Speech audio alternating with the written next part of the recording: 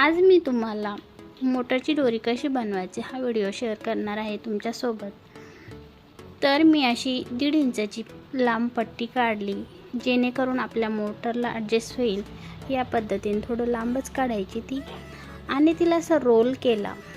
Role केल्यानंतर अगोदर मी तिला सुईमध्ये अटकून ठेवले, म्हणजे ती निसटणार नाही।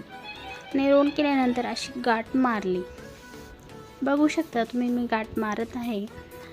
आणि गाठ मारणं झाल्यावरती मी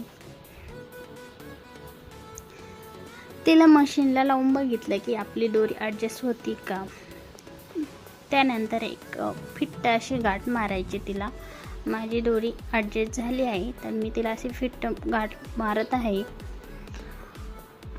त्यानंतर ती दोरी अटकवण्यासाठी आपण मशीन अशी वरती उचलायची, जेणेकरून दोरी फिट्ट बसेल।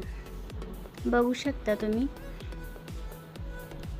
तर माझी दोरी फिट्ट बसलेली आहे।